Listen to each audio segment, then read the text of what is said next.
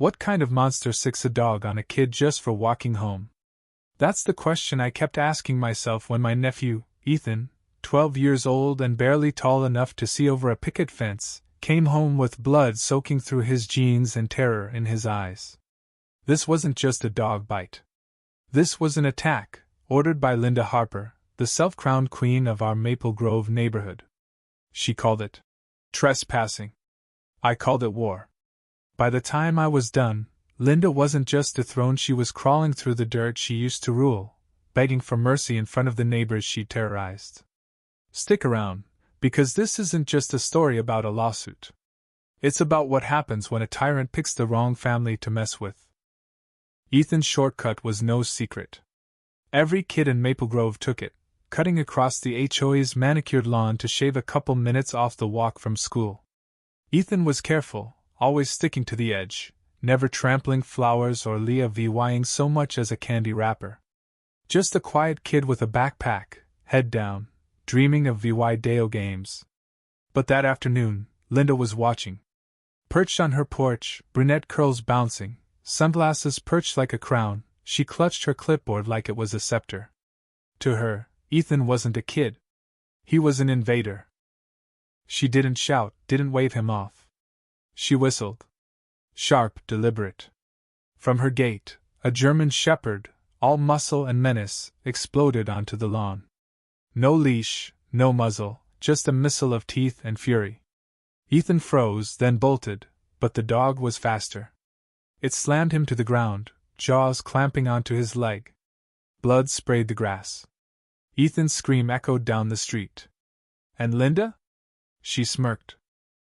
I was in my garage, elbow deep in old tools, when my phone rang. The hospital. Dog attack, they said. Your nephew's in the ER. I don't remember the drive, just the rage boiling in my chest. Ethan lay under a heat lamp, leg bandaged, for dripping, his face pale and ashamed.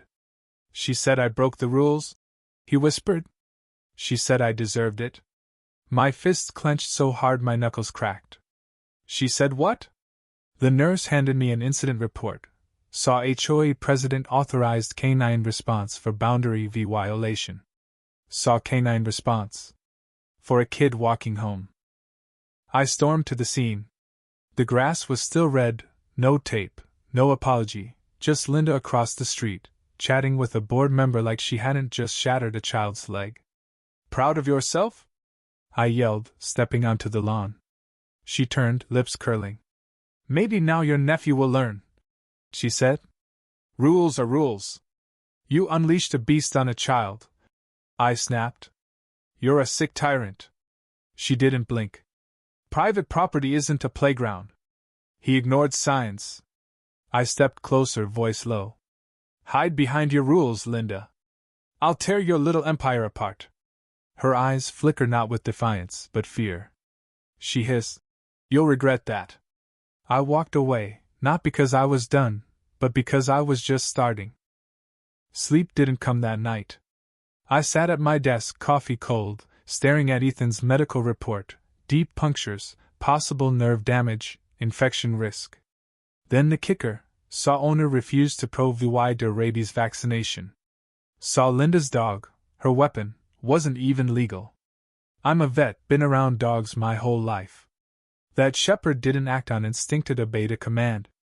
So, I started digging. By dawn, I was at the HOA trailer, flashing my state vet ID and demanding security logs. They stonewalled until I mentioned obstruction charges. The footage was grainy but brutal. Ethan on the grass, Linda on her porch, leash in hand. She waited, then flicked her wrist. The dog charged. She didn't call it back. She smiled. My stomach churned. This wasn't an accident.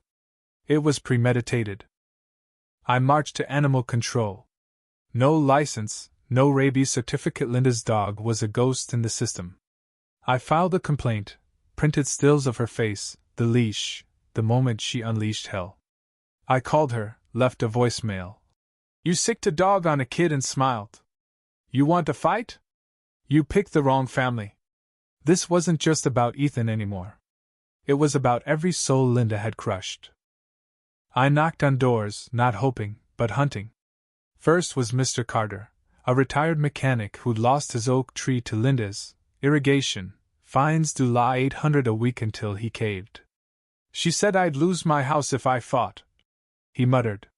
Then Sarah Brooks, a nurse whose son's hamster was seized as a nuisance. She made him sob, Sarah whispered, and laughed. By the fifth house, I didn't need to explain. Every face knew Linda's leash not on her dog, but around their lives. She'd fined a widow for planting roses, shamed a dad for a basketball hoop, turned neighbors into prisoners. They thought they were alone. Until now. We met at my house, 10 of us around my kitchen table, like a council of war. Stories poured out, fines without notice, threats of EVY tie-in, a community strangled by one woman's ego. I stood. She picked us off one by one, but she made a mistake. She hurt my nephew.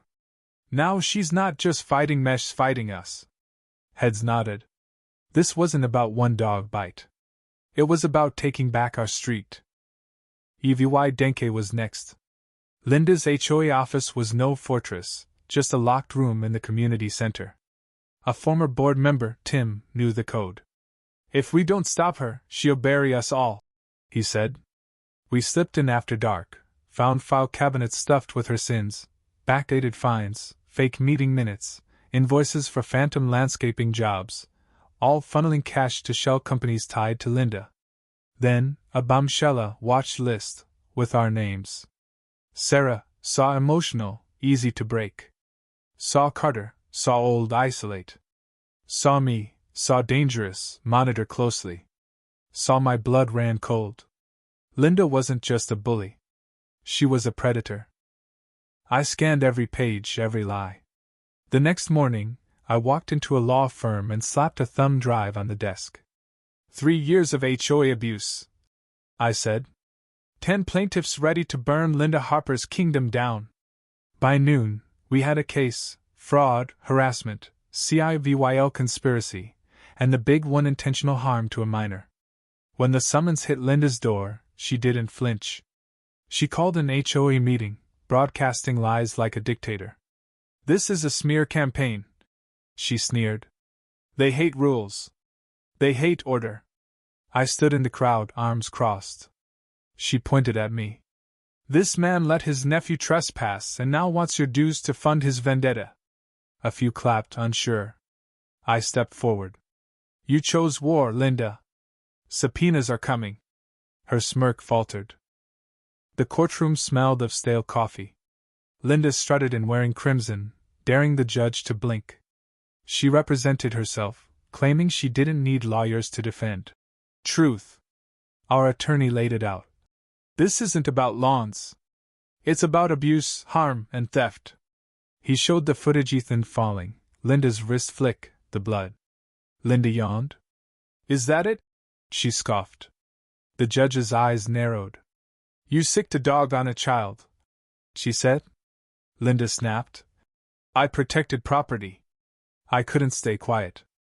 Kids shouldn't bleed for your ego, I said. Her face twisted. Then came her watch list, her handwriting damning her. She slammed the table, screamed objections. Control yourself, the judge warned. Linda's throne was crumbling. 3 days later, her allies turned. Margaret, her loyal treasurer, cracked in court. She made me fake records, she said, trembling. She threatened me. Linda screamed. Lies! But the room felt as if the grip was gone. Neighbors flooded our phones with tips. The HOA board collapsed, resignations piling up. Linda called another meeting, ranted about conspiracies, but no one clapped. I took the mic. I don't want her job. I want our community back. The crowd roared. The verdict hit like a storm. Guilty on fraud, harassment, document falsification, and harming Ethan.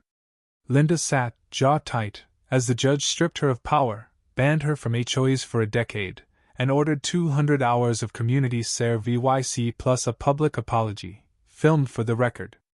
You can't humiliate me, Linda spat. The judge didn't blink. You did that yourself. 2 days later, we gathered in the community square. Linda stood in a neon vest, mic shaking in her hand. "I'm sorry," she mumbled. "Louder," someone yelled. She winced. "I'm sorry to Ethan, to everyone. I cause harm." I stood by Ethan, his legs still scarred. "I don't forgive you," I said. "But this is a start." She grabbed a trash picker and shuffled off. The crowd clapped out for her, for freedom. The grass grew back, greener, freer. Linda hauled mulch in her vest, ignored by the neighbors she'd ruled. The HOA was reborn, transparent, human, with Margaret as chair. I turned down every board seat.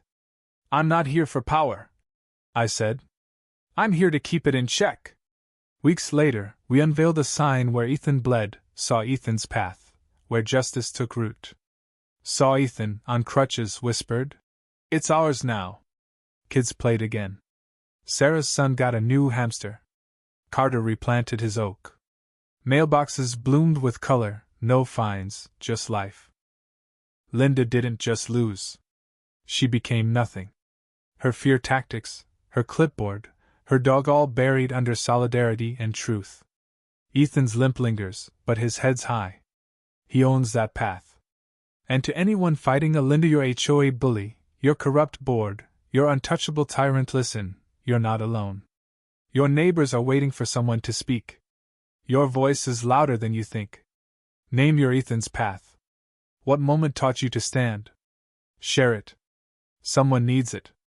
Because when justice takes root, it doesn't just grow, it thrives.